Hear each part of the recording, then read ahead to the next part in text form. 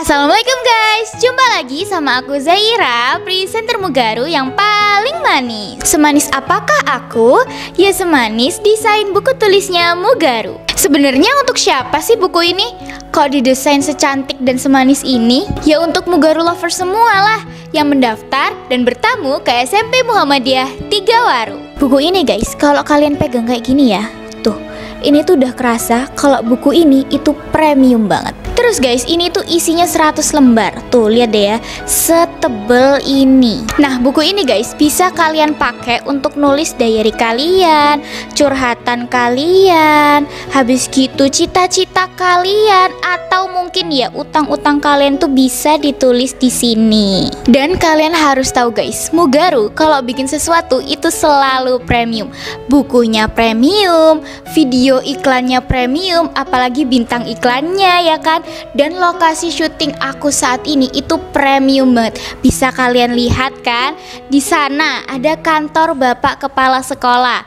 Habis gitu di depannya ini tuh ada ruangan meeting, ada televisinya guys. Dan yang pasti sofanya ini tuh bener-bener nyaman banget. Dan rasanya nggak lengkap deh guys kalau aku nggak berdiri dan duduk di kursi itu sambil ngelihat kontennya Mugaru yang terbaru. Tuh, lihat deh guys, konten yang di tag tadi pagi sudah tayang di Mugaru TV. Secepat itu kalau ngupload video. Jadi Mugaru itu nggak kayak sekolah lainnya yang upload konten 2 bulan atau 3 bulan sekali. Kenapa ya sekolah lain itu jarang upload video? Ya karena mereka itu kehabisan ide guys, atau kegiatan di sekolahnya itu cuman sedikit banget. Wah, gawat banget guys. Gimana siswanya bisa pintar kalau kegiatan sekolahnya cuma sedikit?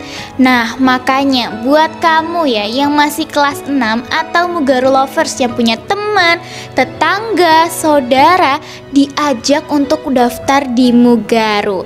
Karena sekarang nih ya udah dibuka nih PPDB jalur inden tahun ajaran 2026-2027. Sekolah yang mahal banyak, sekolah yang murah jauh lebih banyak. Tapi ingat, yang terbaik hanya Mugaru. Akhirnya aku Zaira, presenter Mugaru. Wassalamualaikum warahmatullahi wabarakatuh. Love you all.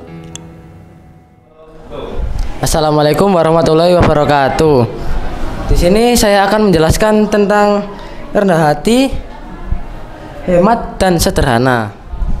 Rendah hati itu adalah sifat-sifat yang harus dimiliki seorang muslim ya.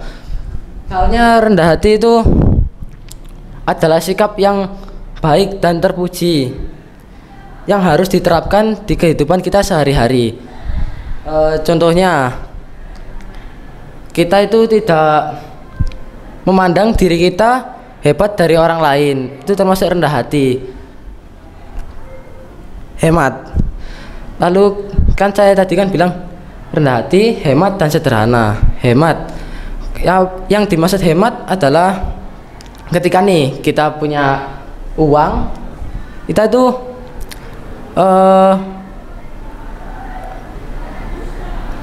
itu mesti ada punya keinginan gitu, keinginan mau beli apa gitu. Tapi kita ada hal atau barang yang harus kita belikan yang terpenting terlebih dahulu. Tuh, contohnya kita kan bawa uang 10.000 nih. Habis gitu kita tergoda mau beli es krim, tapi kita masih punya hal yang lebih penting dari itu.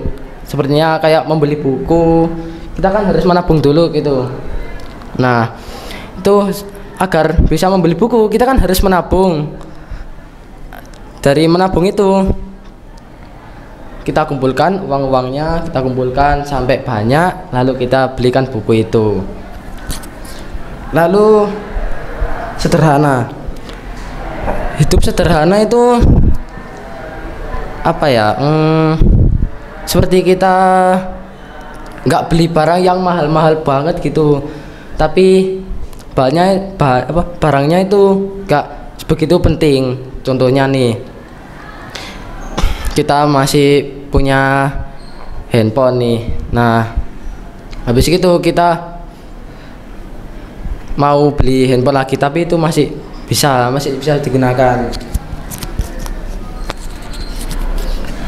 Hidup sederhana itu nggak boleh yang ini itu,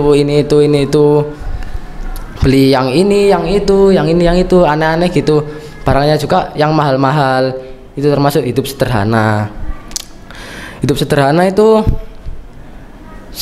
sangat mudah dilakukan, tapi banyak orang yang hidup yang nggak sederhana gitu, itu bisa membuat kita sulit mencari uang gitu.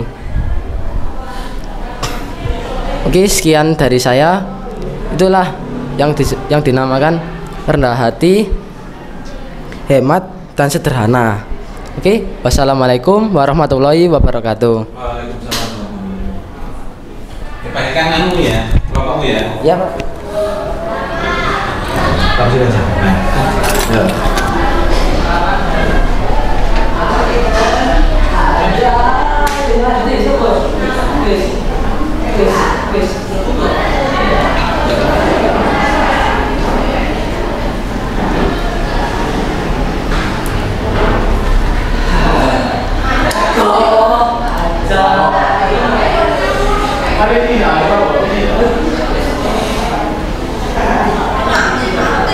Ayo coba lagi.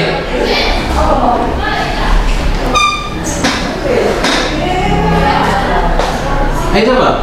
Lo ayo cepetan satu no. Bukunya tinggal sini. Ya, gini. Pak ini ya. Taruh mana? Mana? Enggak, gini kan aja. Nah, ya. Salam, Pak. Iya, salam. Nah, oke, ya. Assalamualaikum warahmatullahi wabarakatuh. Saya Muhammad Altafajrul Falah dari 8B akan menjelaskan tentang sikap tawaduk. Rendah hati atau tawaduk adalah sikap yang terbuka karena melihat kebesaran Allah dan terbukanya sifat-sifat Allah. Rendah hati atau tawaduk terdapat dalam surat Al-Isra ayat 26 sampai 27. Ayat 26 terjemahannya adalah, dan berikanlah kepada keluarga-keluarga yang dekat akan haknya dan keluarga yang miskin, dan janganlah kamu menghambur-hamburkan hartamu secara boros. Ayat 27 adalah lanjutannya, yaitu sesungguhnya pemboros-pemboros itu adalah saudara-saudara syaitan, dan syaitan itu adalah sangat ingkar kepada Tuhannya.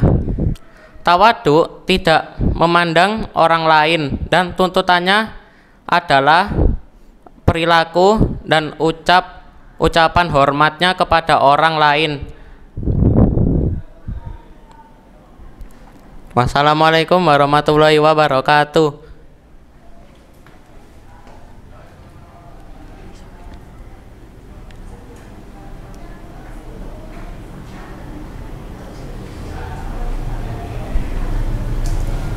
Sudah? Dah. Oke. Yuk, siapa lagi? Ayo. Yuk. Aku siap.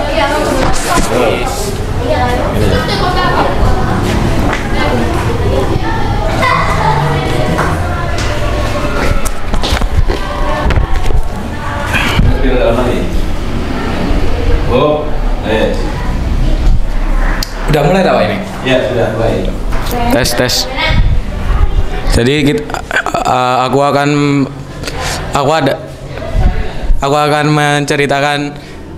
menjelaskan bab 2 bagian A dan C. Selain itu aku bakal mengenalkan diriku sendiri, yaitu saya Fahmi dari 8B. Jadi saya lanjutkan. Bagian A itu menceritakan tentang kitab-kitab Allah.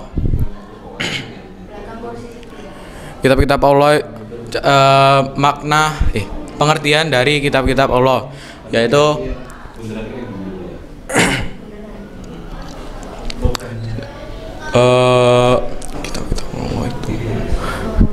kitab-kitab Allah itu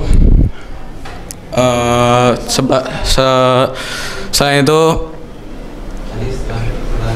kitab-kitab Allah itu ada 3, yaitu Al-Quran, Injil, dan Zabur. Kitab Al-Quran itu diturunkan oleh Nabi terakhir, yaitu Muhammad SAW, dan Injil diturunkan oleh Nabi Isa alaihissalam, dan terakhir Zabur itu diturunkan oleh Nabi Daud alaihissalam. Terus dalam C itu cara mencintai kitab-kitab Allah, yaitu membaca setiap hari yaitu kitab-kitab Allah, yaitu Al-Qur'an yang sekarang ada. Terus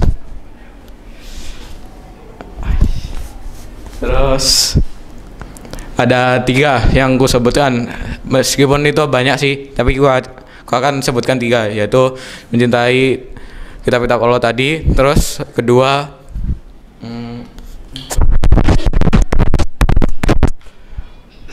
menjunjung tinggi kitab-kitab Allah. Terus ketiga itu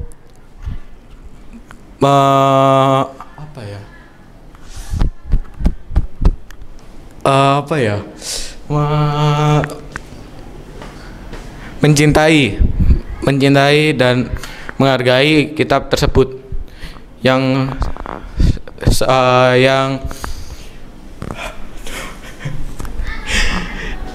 menjadi pedoman hidup kita dan merupakan firman Allah. Nah, sekian dari saya, terima kasih.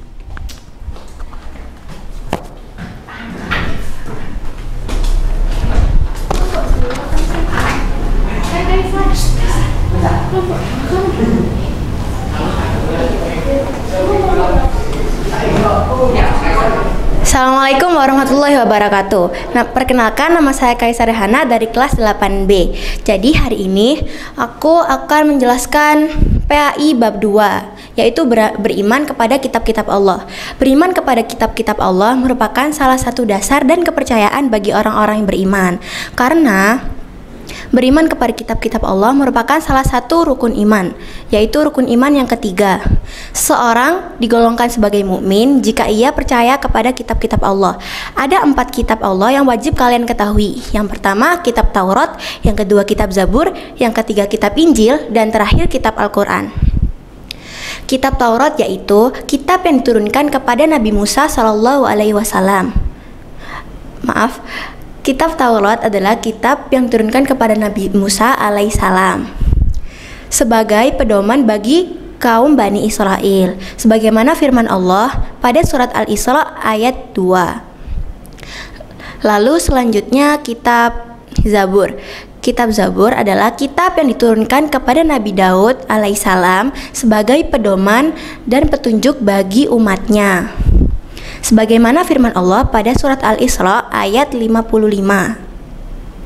Kitab Zabur atau bisa disebut juga dengan kitab Mazmur berisikan nyanyian dan pujian kepada Allah atas segala nikmat ilahi.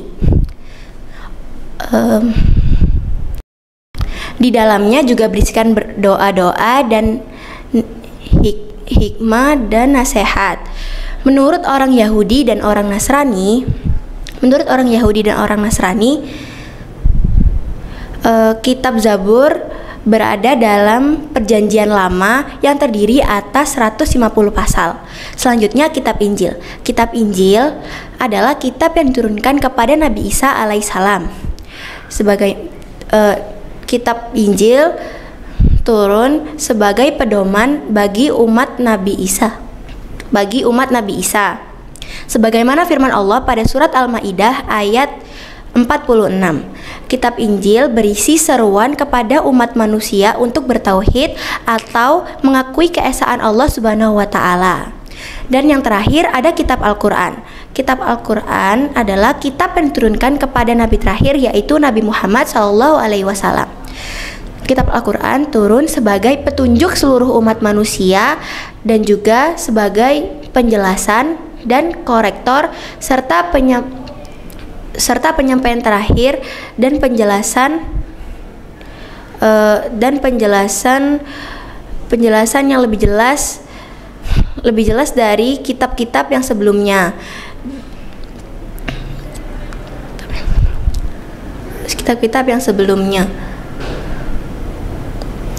Sebagaimana firman Allah pada surat Al-Imran ayat 3. Itu saja yang bisa saya sampaikan hari ini. Terima kasih. Wassalamualaikum warahmatullahi wabarakatuh.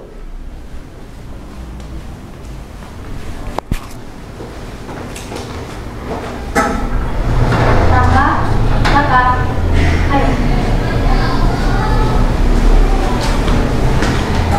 Megang gini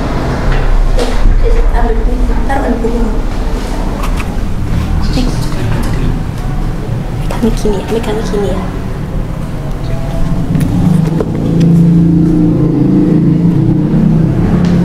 Salam ke. Mundur dia salam. Mundur dia. Assalamualaikum warahmatullahi wabarakatuh. Saya akan menjelaskan pengertian tentang Al-Quran. Al-Quran adalah Alkitab yang diturunkan kepada Nabi Muhammad. Al-Quran dari segi bahasa artinya bacaan atau sesuatu yang dibaca berulang-ulang.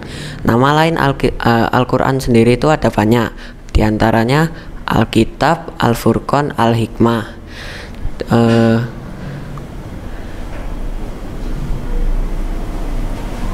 Dan lain-lain. Al-Quran juga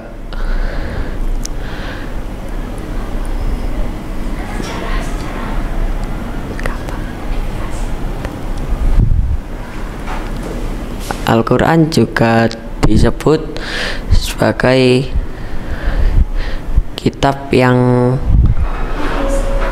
paling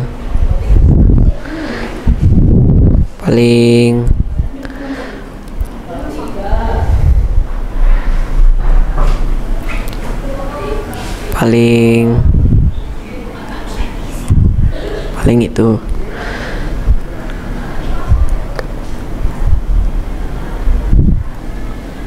Sekian dari saya. Wassalamualaikum warahmatullahi wabarakatuh.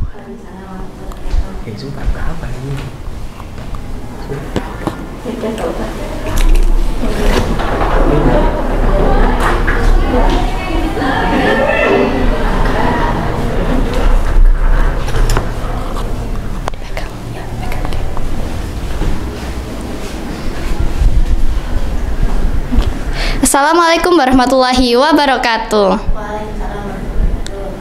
Hari ini aku Vira mau menjelaskan tentang PAI bab 3 yang isinya yaitu makna dari wahdaniyah, al-alim dan al-khabir. Nah, di mana 3 itu adalah sifat-sifat Allah atau yang bisa disebut asmaul husna. Nah, yang pertama ada wahdaniyah. Wahdaniyah merupakan sifat salbiyah atau sifat yang menolak keberadaan Allah itu lebih dari satu. Nah, jadi zat Allah itu satu dan tidak ada duanya ataupun tidak ada lainnya. Karena zat Allah itu hanya terdiri dari satu unsur dan tidak terdiri dari anggota badan, sehingga nggak ada zat yang bisa menirukannya. Cara mengakui keesaan Allah adalah dengan cara mengucapkan syahadat yang berbunyi asyhadu alla ilaha illallah.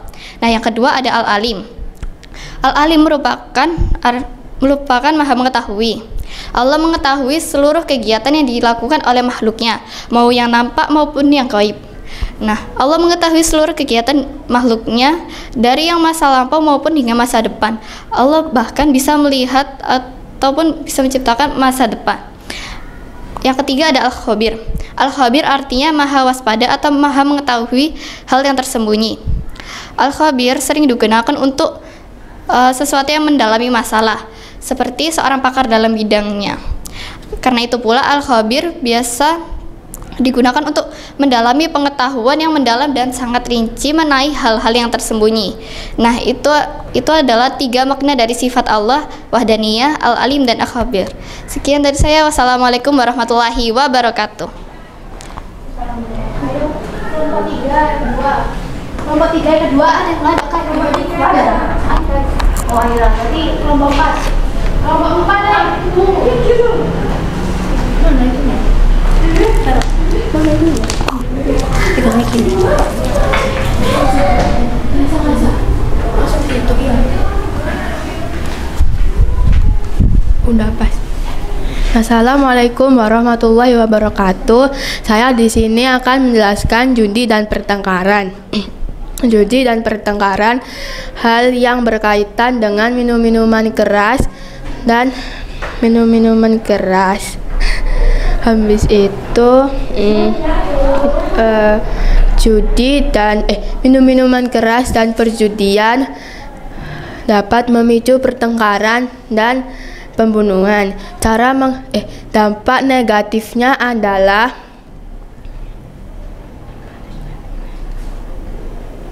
dapat menghancurkan rumah tangga, terus menghabiskan waktu dan malas bekerja dan berdoa. Cara menghindarinya adalah jangan ke tempat perjudian, berperilaku jujur, dan hindari perbuatan bohong. Wassalamualaikum warahmatullahi wabarakatuh. Kelompok 4 selanjutnya. Kelima. Oh, kelompok 5. Kelompok 5.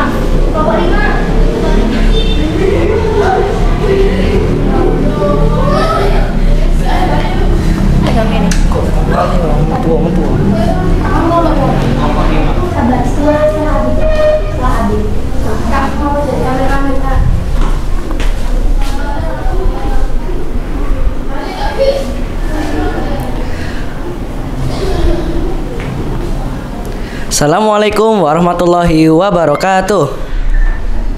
Di sini aku akan menjelaskan dari bab 5, yaitu tentang orang tua dan guru. Orang tua adalah secara jasmani adalah asal keturunan dari anak, dan kita adalah asal keturunan dari orang tua kita, sehingga apa yang kita rasakan akan dirasakan oleh orang tua kita juga, begitu juga sebaliknya. Hal ini sudah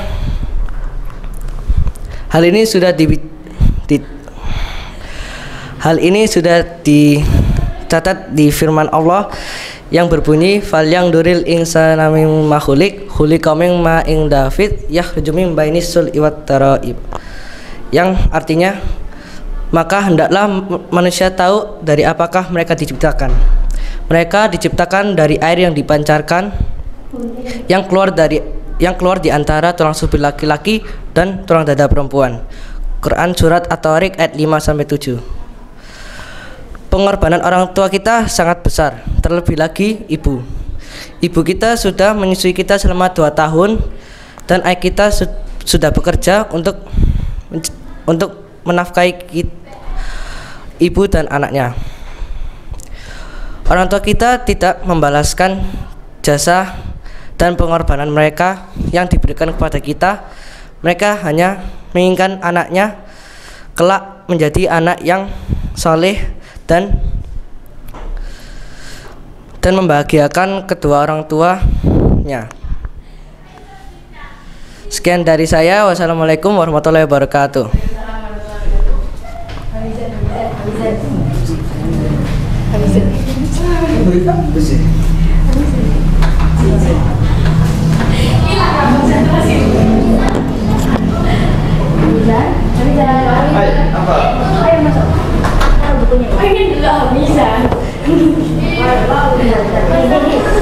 Ini dipegang kayak gini ya, pegang kayak gini.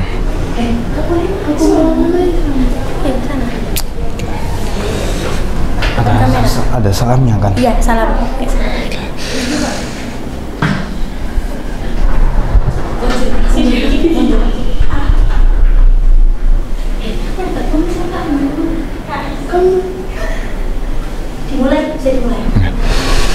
Assalamualaikum warahmatullahi wabarakatuh. Kali ini aku akan menjelaskan tentang kebaikan orang tua. Orang tua telah berbuat baik kepada kita dari lahir sampai dini. Orang tua juga sangat penting dalam kehidupan kita sehari. Bahkan kasih sayang orang tua sangat tinggi, terutama sama seorang ibu yang menyayangin anaknya sepenuh hati. Seorang ibu sangat menyayangi anaknya, dan juga seorang ayah yang mencari nafkah untuk anaknya dan keluarganya. Ibu dan seorang ayah juga sangat berkorban untuk kita semua, juga telah membantu kita dalam kehidupan sehari dan melakukan tindakan yang berbuat baik. Kita harus berbuat baik kepada orang tua dan ayah, yaitu sedekah, dan karena anak Kan seorang anak kita harus berbuat baik dan jadi yang terbaik buat orang tua. Terima kasih. Wassalamualaikum warahmatullahi wabarakatuh. Maaf agak tergugup. Gak apa-apa. Iya, diambil lagi. Langsung keluar ya. Makasih ya, Bunda. Yang ini gak usah ini gak usah.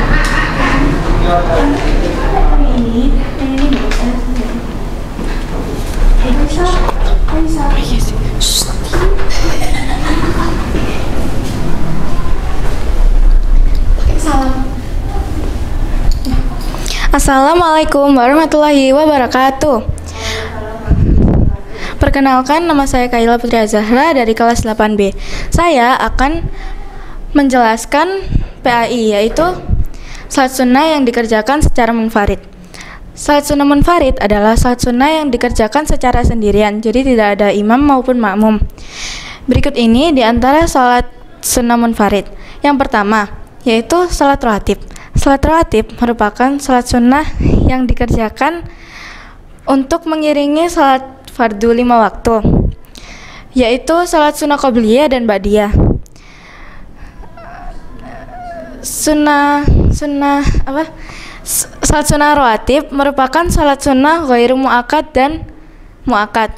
Sunnah mu'akkad adalah sunnah yang dianjurkan, dan sunnah ghairu mu'akkad adalah yang kurang dianjurkan.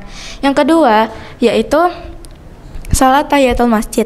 Salat tahiyatul masjid adalah salat sunnah yang dikerjakan pada saat seseorang memasuki masjid dan belum duduk. Dikerjakannya 2 rakaat. Tujuannya adalah untuk menghormati masjid atau memuliakan masjid. Yang ketiga, yaitu salat tahajud. Salat tahajud merupakan salat sunnah yang dikerjakan pada malam hari setelah bangun tidur. Dikerjakannya pada waktu jam 1, jam 2 maupun jam 3, pokoknya sebelum waktu subuh. Yang terakhir adalah salat duha. Salat duha merupakan salat duha merupakan salat sunnah yang dikerjakan pada waktu duha. Jadi pada saat matahari terbit dan sampai sebelum zuhur. Sekian dari saya, kurang lebihnya mohon maaf. Wassalamualaikum warahmatullahi wabarakatuh.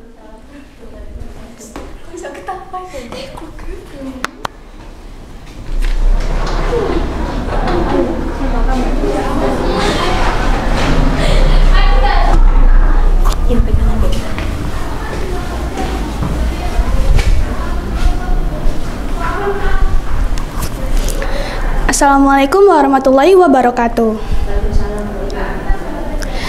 Saya di sini akan melanjutkan materi bab 6, yaitu tentang ketentuan dan tata cara sholat jenazah. Sholat jenazah merupakan sholat yang dikerjakan untuk mensolati seorang muslim atau muslimin yang telah meninggal dunia. Sholat jenazah ini biasanya dilakukan sebanyak 2 rakaat, 4 takbir tanpa ruku dan sujud. Salat jenazah ini hukumnya adalah fardu kifayah, yang artinya apabila telah dikerjakan oleh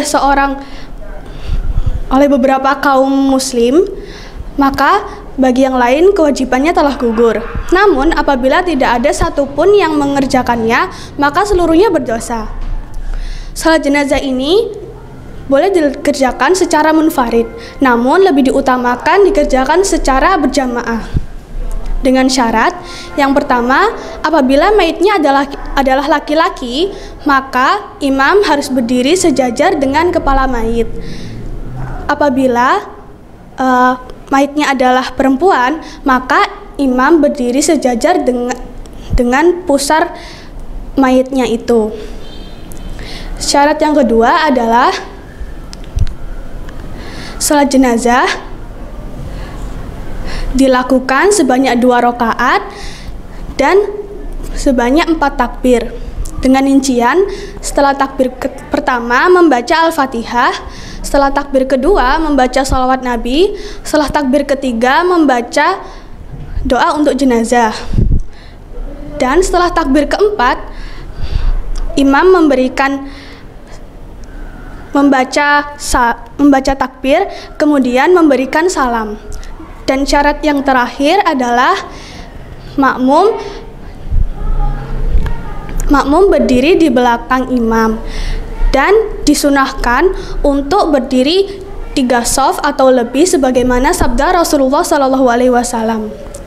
Sekian materi yang telah saya jelaskan. Wassalamualaikum warahmatullahi wabarakatuh.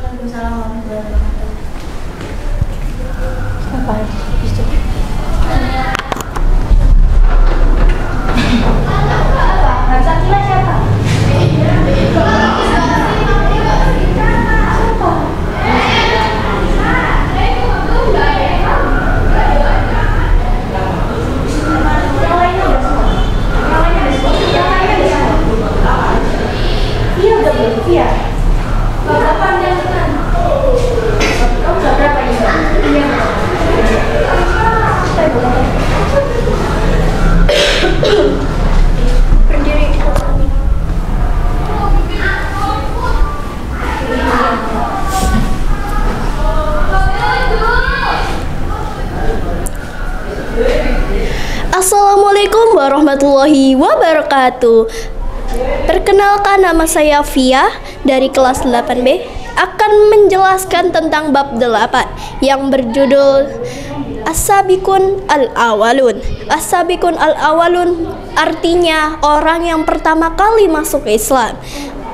Mereka adalah para sahabat dan keluarga Rasulullah SAW yang percaya penuh akan misi kenabian. Bahkan mereka dengan ikhlas membantu perjuangan Rasulullah SAW yang mensyiarkan agama Allah. Menurut Ibnu Hisham, sahabat As-Sabiqun Al-Awwalun ini berjumlah 40. Dari ke-40 sahabat ini terdapat 10 sahabat yang masyhur. Dan di dalam sahabat yang masyhur ini terdapat kalangan perempuan, kalangan anak-anak, kalangan pria dewasa, dan kalangan hamba sahaya. Di antara ke-10 sahabat yang masyhur ini, salah satunya adalah Siti Khadijah bin Khuwailid, istri Rasulullah SAW. Lalu ada Utsman bin Affan, Ali bin Abi Thalib, Abu Bakar Asy-Siddiq, Zani bin Hitsayiro. Dan mungkin itu saja yang bisa saya sampaikan. Mohon maaf apabila ada salah kata. Sekian dari saya, Fia. Wassalamualaikum warahmatullahi wabarakatuh. Ya.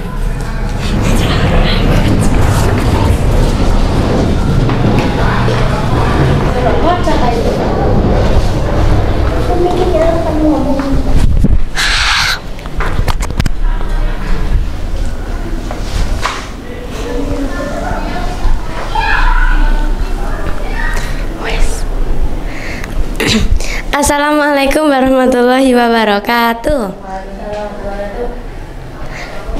Namaku Gabriela Lailisa Fitri. Aku dapat bab 8 yang temanya tentang As-Sabiqun Awwalun. As-Sabiqun Awwalun adalah orang pertama yang memeluk agama Islam.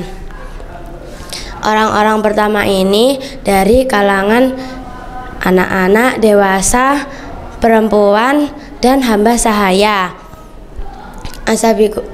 Dan 40 orang lainnya.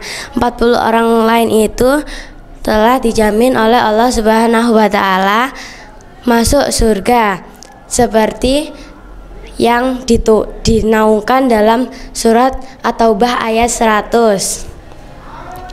40 orang ini salah satunya ada Abu Bakar, Ali bin Abi Thalib,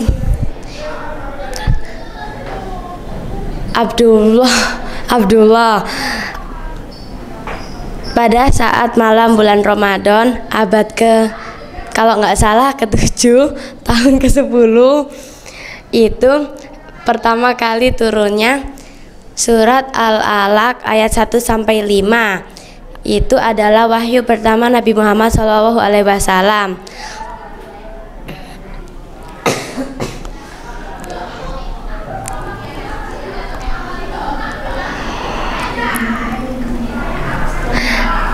Setelah mendapat wahyu pertama itu, Nabi Muhammad SAW pulang ke rumahnya dan disambut oleh Khadijah. Nabi Muhammad merungkuk kedinginan. Lalu Khadijah bertanya, "Kenapa wahai Nabi Muhammad, ada apa yang terjadi denganmu?" Nabi Muhammad tidak bisa berkata. Lalu ditenangkan oleh Khadijah. Setelah tenang, dia langsung cerita kalau mendapatkan wahyu pertama yang tersampaikan melalui malaikat Jibril. Setelah itu Khadijah membawa Nabi Muhammad SAW ke rumah Warokoh. Warokoh adalah orang yang beragama Kristen di masa jahiliyah. Warokoh adalah paman Nabi Muhammad, anak paman Nabi Muhammad SAW. Pada saat itu Warokoh bertanya, "Wahai anak pamanku, apa yang terjadi denganmu?" Khadijah menjelaskan seluruh kejadian yang diceritakan oleh Nabi Muhammad SAW. Setelah itu Warokoh berkata, "Kamu telah mendapat numus besar yang telah lama tidak kau mendapatkan. Setelah ini kamu akan mendapat banyak cacian, bahkan kamu akan diincar dan akan dibunuh." Sekian dari saya. Wassalamualaikum warahmatullahi wabarakatuh. Lucu. Mis kamu siapa? Tidak tahu buku.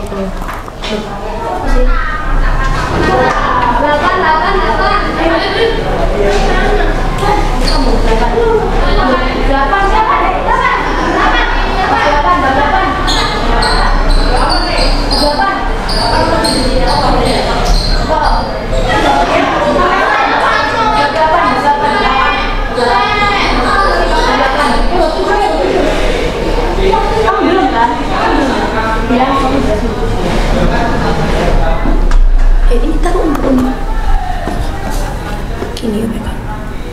Ya.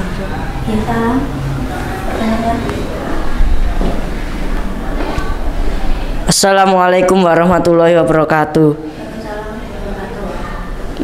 Nama saya Andika Setia dari kelas 8B. Akan mempresentasikan bab 7 PAI, pelajaran Al-Islam, yang berjudul sujud syukur, sujud tilawah, dan sujud sahwi. Sujud adalah gerakan dalam sholat dengan menempelkan dahi, hidung, kedua telapak tangan, dan kedua lutut, dan juga kedua ujung kaki. Sujud syukur adalah sujud yang kita lakukan ketika kita mendapatkan nikmat atau dilindungi dari bahaya. Sujud tilawah adalah sujud ketika kita mendengarkan bacaan sajadah dan kita langsung sujud, hendaknya dalam keadaan suci dan menghadap kiblat, walaupun di luar sholat ataupun di dalam sholat. Sujud sahwi adalah sujud ketika kita lupa atau ragu rakaat sholat yang kita telah kerjakan. Dilakukan sebelum salam 2 kali dengan membaca doa sujud seperti biasanya. Subhanakallahumma rabbana wa bihamdika allahumma firli. Dan dilanjut salam. Hikmah sujud sahwi adalah mengingat bahwa manusia tempatnya salah dan lupa, dan hendaknya kita memohon ampun kepada Allah Subhanahu wa taala. Dan hikmah tilawah adalah menghayati dan merenungi bacaan Al-Quran. Sekian, matur sembah nuwun. Wassalamualaikum warahmatullahi wabarakatuh.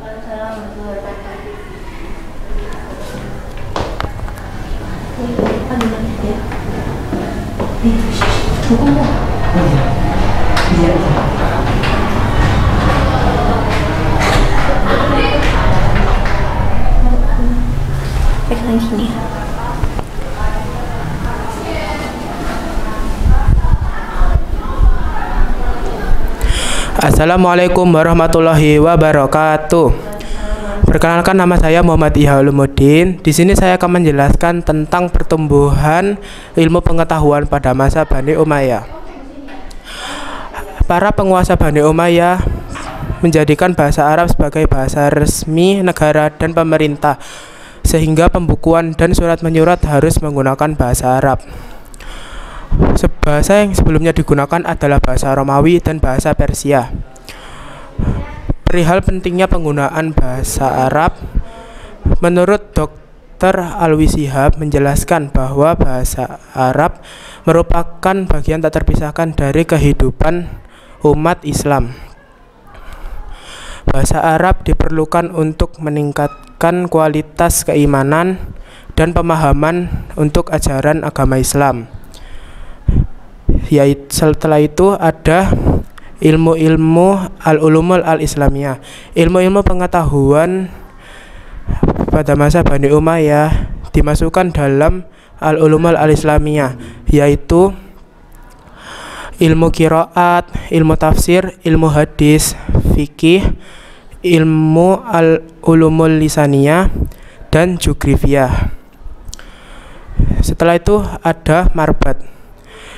Bani Umayyah pernah mendirikan kota kecil yang bernama Marbat dari Markus Dikus. Mungkin segitu dulu dari saya. Wassalamualaikum warahmatullahi wabarakatuh.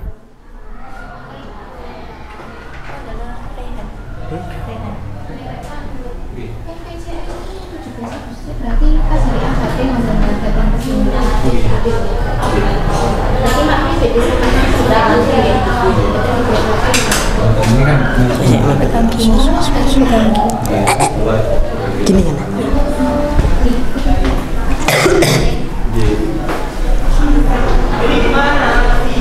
Assalamualaikum warahmatullahi wabarakatuh. Perkenalkan, saya dari kelas 8B. Saya dari kelompok 9 akan menjelaskan bab 9. Ilmuwan muslim pada masa Bani Umayyah. Ilmuwan muslim pada masa Umayyah memiliki peran penting dalam bidang ilmu pengetahuan. Contohnya ilmu tafsir. Ilmu tafsir pada masa Bani Umayyah belum mengalami perkembangan pesat. 1. Ibnu Abbas, sahabat Rasul yang paling berpengetahuan luas. 2. Ibnu Mas'ud adalah di antara orang yang masuk Islam, di antara orang yang awal memasuki Islam. Assalamualaikum warahmatullahi wabarakatuh. Sekian dari kami dari kelompok 9.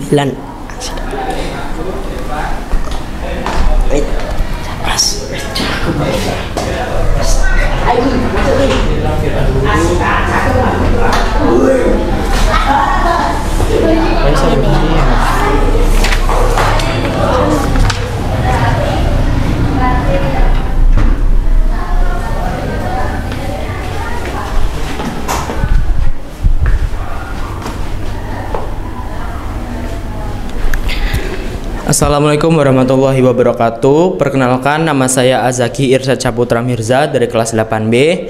Saya di sini akan mempresentasikan bab 9, yaitu pertumbuhan ilmu pengetahuan Bani Umayyah. Saya di sini tidak presentasi secara lengkap karena tadi teman-teman saya sudah mempresentasikan mempresentasikan bab 9, poin A dan poin B. Saya akan mempresentasikan poin A bagian akhir dan poin B bagian akhir. Poin A nomor 4 yaitu usaha penerjemahan pada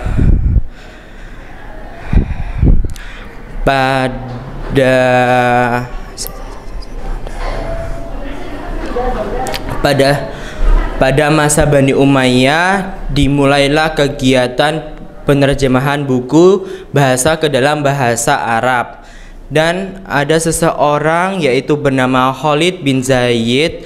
Ia adalah orang yang mula-mula melakukan penerjemahan buku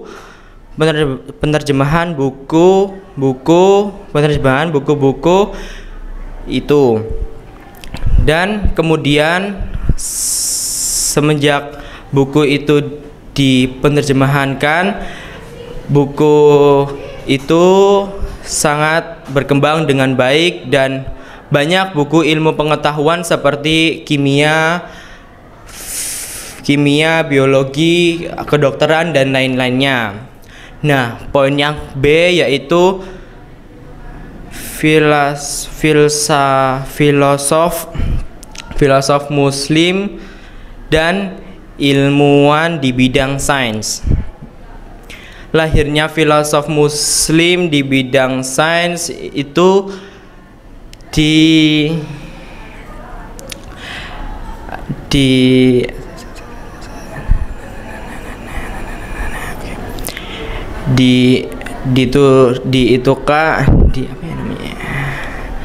diturunkan di surat Al-Hakam 961 hingga 967, dan tokoh utama pertamanya yaitu Abu Bakar Muhammad bin Zaid, dan tokoh utama keduanya yaitu Abu Bakar bin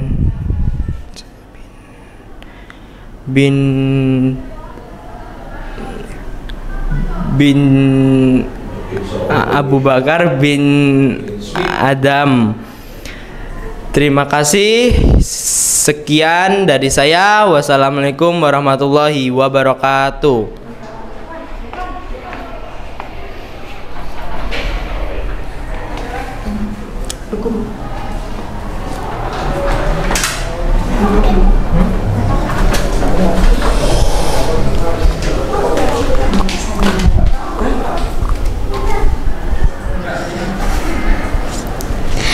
Assalamualaikum warahmatullahi wabarakatuh. Perkenalkan, nama saya Devan Zeptano dari 8B. Hari ini saya akan mempresentasikan bab 1, yaitu tentang rendah hati dan tawadu. Rendah hati atau tawadu merupakan sikap yang timbul karena melihat kebesaran Allah dan timbulnya sifat-sifat Allah. Rendah hati berarti tidak menilai diri sendiri lebih baik daripada orang lain, dan dalam perilaku keseharian tawadu adalah memelihara pergaulan dengan sesama makhluk hidup tanpa memandang diri sendiri lebih baik serta tidak merendahkan orang lain. Sekian dari saya. Assalamualaikum warahmatullahi wabarakatuh.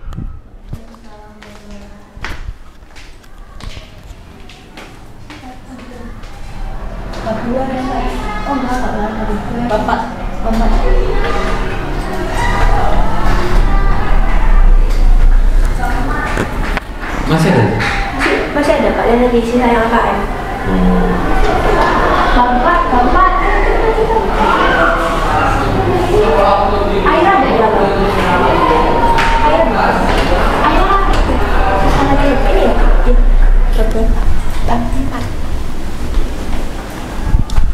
ya? Assalamualaikum warahmatullahi wabarakatuh. Halo semuanya, perkenalkan nama saya Azharana Fakirana. Di sini saya akan menjelaskan tentang bab 4, yaitu meminum minuman keras dan narkoba. Seperti yang teman-teman ketahui, meminum minuman keras dan narkoba itu diharamkan karena dapat memabukkan dan menghilangkan akal. Contoh makanan dan minuman yang termasuk dalam khamr adalah wine, whisky, dan vodka. serta dari jenis makanannya ada sabu-sabu dan ganja. Selain itu, kurma, madu, dan gandum yang difermentasi juga dapat termasuk dalam khamr. Teman-teman yang berbahagia, di dalam Islam tentu sekali banyak hukum yang mengatakan bahwa mengonsumsi khamr itu perbuatan dosa. Salah satunya ada di hadis riwayat Ahmad dan Abu Dawud yang berbunyi, setiap makanan dan minuman yang memabukkan itu khamr, dan setiap khamr itu adalah diharamkan. Teman-teman yang berbahagia, ada banyak sekali efek negatif yang akan kita dapatkan saat kita mengonsumsi khamr. Salah satunya ada di segi kesehatan. Kita akan mengalami kerusakan hati, kerusakan pankreas, dan kerusakan jantung. Saat kita mengonsumsi khamr, kita akan mengalami efek negatif yang sangat banyak. Selain dari efek dari segi kesehatan, teman-teman yang berbahagia, ada banyak sekali cara untuk kita menghindari mengonsumsi khamr. Salah satunya adalah berteman dengan teman-teman yang memiliki akhlak baik dan mulia. Sekian dari saya. Wassalamualaikum warahmatullahi wabarakatuh. Mari Pak, monggo.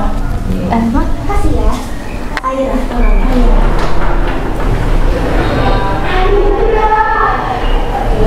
Hai.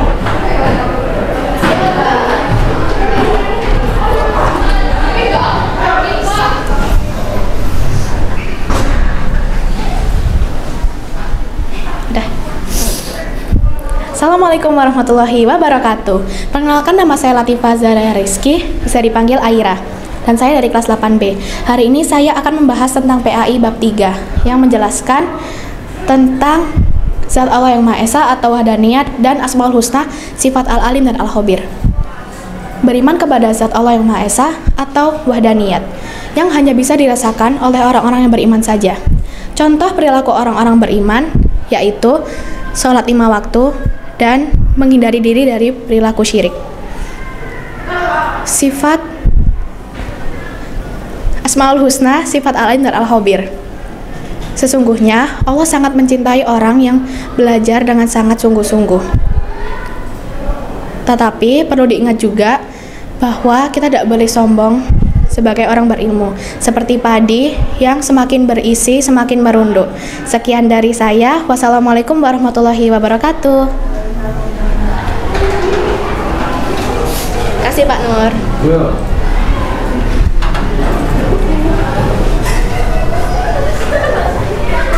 Sini, tapus. Sudah maju. Assalamualaikum warahmatullahi wabarakatuh. Perkenalkan, nama saya Rosdina Safia. Kalian bisa panggil saya Diana. Jadi kali ini aku mau bahas bab 6 yang ada di materi PAI bagian sholat sunnah berjamaah. Nah, seperti judulnya, sholat sunnah berjamaah adalah sholat sunnah yang dilakukan ketika kita maksudnya itu sholat sunnah yang dilakukan secara berjamaah. Biasanya kan kalau kita sholat sunnah itu kan sendiri-sendiri, kayak misalnya sholat tahajud, sholat qobliyah, ba'diyah itu kan sendiri-sendiri. Nah, ini kita lakukan secara berjamaah. Nah, sholat sunnah ini itu ada 3 macam, yaitu adalah sholat idaini, sholat istiqo, dan juga sholat gerhana. Aku bakal bahas tentang sholat idaini dulu nih. Kalau sholat idaini itu adalah sholat yang dilakukan ketika sholatnya itu pada hari raya ataupun hari raya Idul Fitri, hari raya Idul Adha. Nah, kalau untuk hari raya Idul Fitri itu dilakukan pada tanggal 1 Syawal. Kalau hari raya Idul Adha itu dilakukan pada saat 10 Zulhijjah. Nah, mereka berdua ini punya hukumnya masing-masing. Kalau untuk sholat Idul Fitri itu mereka hukumnya sunnah muakkad, yaitu sangat dianjurkan. Kalau misalnya yang sholat Idul Adha itu hukumnya mendekatkan diri kepada Allah. Sebenarnya itu bukan hukum, tapi adalah salah satu makna. Nah, kalau misalnya kalian sholat Idul Adha ini, kalian bakal makin dekat nih sama Allah, karena pada saat itu kalian waktu paling dekatnya kepada Allah Subhanahu wa Ta'ala. Nah, terus aku bakal bahas nih tentang tata caranya. Untuk tata caranya itu biasanya kalian dilakukan di lapangan yang luas, karena kalau misalnya di masjid untuk cewek-cewek yang haid itu nggak bisa nih ikut untuk kayak berkhutbah, terus ikut bersedekah, ikut takbir, itu nggak bisa. Jadi kalian itu disunahkan untuk dilakukan di lapangan yang luas. Kalau misalnya di masjid itu sebenarnya boleh, tapi cuman dianjurkan aja. Nah, terus kalau misalnya kita sholat Idul Fitri itu lebih dianjurkan makan dulu nih sebelum kalian berangkat sholat. Karena kalau kita makan sebelum berangkat sholat itu ditandanya kita sudah selesai sholat Ramadan tersebut. Jadi kita puasanya yang 30 hari itu udah selesai. Kalau misalnya yang sholat Idul Adha itu kalian dilakukan pada saat sudah selesai khutbah. Kalau kalian udah selesai khutbah itu kan berarti udah berakhirnya. Nah, kalian bisa pulang terus bisa nih kalian mau makan apapun yang kalian bisa. Nah, terus itu kalian itu ada salah satu hukum, yaitu adalah ketika kalian sholat ketika habis khutbah itu kan biasa udah boleh nih untuk pulang. Nah, pas pulangnya itu kalian disuruh untuk berjalan kaki karena setiap jalan kalian itu biasa mengandung kebaikan dan juga pahala. Nah, baru kalian itu ketika sholat itu ada nih habis sholat atau habis berkhutbah itu kan ada misalnya kalau kalian punya rumah yang bisa ke masjid dalam 2 arah. Nah, bisa nih kalian berangkatnya lewat A, ternyata pas pulangnya kalian lewat B. Nah, itu adalah salah satu sunah-sunahnya. Nah, kalau untuk misal yang gerhana, itu adalah sholat sunnah yang dilakukan pada saat matahari gerhana terjadi. Jadi mau matahari, gerhana matahari, gerhana bulan, itu bisa aja. Nah, mereka ini dipanggil khusuf dan juga kusuf. Nah, mereka ini kenapa dilakukan? Karena sebenarnya banyak orang nih yang menganggap mereka tuh kontra. Karena masa kita tuh pada saat gerhana matahari kita tuh malah nyembah mataharinya, bukan nyembah Allahnya. Nah, sebenarnya itu udah dijelasin dalam surat As-Fussilat. Itu katanya kalau mau sholat gerhana itu kita harus berniatan untuk menyembah Allah Subhanahu wa taala karena kebesarannya, bukan karena adanya matahari ataupun adanya gerhana bulan tersebut. Nah, itu adalah sholat gerhana bulan. Kalau misalnya istiqoh ini paling mudah pengertiannya, yaitu pada saat kita lagi susah nih, lagi susah mendapatkan air, kita tuh bisa untuk sholat meminta hujan kepada Allah Subhanahu wa taala agar tempat yang kita tinggali itu dihujani, agar kita mendapatkan lebih banyak kadar air yang di daerah kalian tersebut. Nah, pernah nih dikasih tahu oleh Abu Hurairah dan juga Abdullah kalau Rasulullah itu pernah mengajak umat-umatnya untuk melakukan sholat tersebut. Jadi Rasulullah itu mengimami umat-umatnya untuk melakukan sholat tersebut, dan habis itu bakal terjadi hujan yang sangat lebat. Nah, itu bisa menyebabkan banyak sekali kadar air yang ada pada saat kita kekurangan, langsung nih kita dapat banyak sekali kadar air dari hujan tersebut. Nah, itulah apa sholat istiqoh tersebut. Nah, mungkin itu aja yang sebenarnya bisa aku kasih paham ke kalian, karena mungkin cuman itu yang hari ini aku pelajari. Nah, oke, mungkin itu aja dari aku Diana, mengucapkan terima kasih dan sampai jumpa. Wassalamualaikum warahmatullahi wabarakatuh.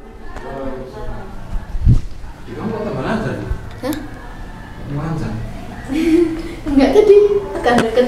Tapi bagus ya? Iya, bagus. Bagus itu. Biasanya nggak bagus biasanya. Oh iya. Sudah semua. Sampai. Ini. Ya, terakhir. Oh, iya. Gimana? Nggak usah dipegang. Oh, langsung dipegang aja. Baik. Mundur lagi dikit. Mundur dikit. Assalamualaikum warahmatullahi wabarakatuh. Perkenalkan, nama saya Arif Bumi Sandira dan saya akan mempresentasikan materi PAI kelas 8 yaitu bab 7, sujud syukur, sahwi dan tilawah. Sebelum kita memasuki cabang-cabang sujud itu sendiri, mari kita mengetahui apa arti kata sujud itu sendiri. Pengertian dari kata sujud yaitu sujud adalah gerakan yang dimana dahi, kedua telapak tangan, kedua siku dan kedua jari sejajar di atas tanah atau di arah sholat. Nah, itu pengertian dari kata sujud sendiri. Nah, mari kita lanjut ke cabang-cabangnya. Yang pertama ada sujud syukur. Sujud syukur adalah gerakan yang mana kita mendapatkan suatu kenikmatan yang sangat besar dari Allah, atau kita diberi keselamatan dari dari sesuatu ancaman bahaya. Misal kalau kita mendapatkan sesuatu kenikmatan dari Allah, seperti kita memenangkan olimpiade, kita mendapatkan hadiah, atau kita menjuarai kompetisi bergengsi. Nah, alangkah baiknya kita bisa melakukan sujud syukur. Hukumnya apa? Hukumnya itu sunnah. Jika dikerjakan mendapatkan pahala, jika tidak ya nggak apa-apa, nggak dapat pahala dan nggak dapat dosa juga. Nah, untuk tata caranya, untuk pertama itu tempatnya itu bebas. Di dalam buku saya itu tempatnya bebas, tidak dicantumkan secara spesifik, tapi saya sarankan di tempat yang bersih dan aman. Masa kalian mau sujud di tengah trotoar atau sujud di dekat tempat sampah? Yang pasti nggak mau kan? Nah, untuk bacaan untuk terserah kalian mau bacaan sholat atau bacaan apa. Tapi yang saya ketahui itu bacaan ungkapan rasa syukur atau doa-doa. Nah, itu sekilas tentang sujud syukur. Mari kita lanjut ke sujud sahwi. Sujud sahwi adalah gerakan yang dimana kita lupa dalam jumlah rakaat atau kita ragu-ragu, atau kita juga bisa kelebihan 1 rakaat atau kekurangan 1 rakaat. Nah, masa kalian mau ngurang lagi toh setelah membuang waktu, membuang energi dan membuang waktu-waktu kalian? Daripada kita mengurang lagi, saya sarankan untuk melakukan sujud sahwi. Nah, apa bacaan sujud sahwi? Sujud sahwi itu bisa dibaca dengan bacaan sholat yang selalu kita kerjakan dulu. Bacanya yaitu subhanaka Allahumma rabbana wa bihamdika Allahumma ghfirli. Nah, itu sekilas tentang sujud sahwi. Nah, mari kita lanjut ke sujud tilawah. Sujud tilawah adalah sujud yang dimana kita mendengarkan ayat-ayat sajadah, seperti salah satunya surah An-Naml ayat 25. Nah, terus gimana kalau kita mendengarkan ayat sajadah saat kita melakukan sholat berjamaah? Nah, jika imam baca ayat sajadah dan imam melakukan sujud, nah sebaiknya kita mengikuti imam. Jika imam membaca ayat sajadah dan imam tidak melakukan sujud, ya kita tidak usah melakukannya. Karena apa? Imam yang memegang ahli dalam sholat, dan hukumnya itu sunnah. Sekian dari saya, mohon maaf jika ada kesalahan. Ini setahu saya. Wassalamualaikum warahmatullahi wabarakatuh.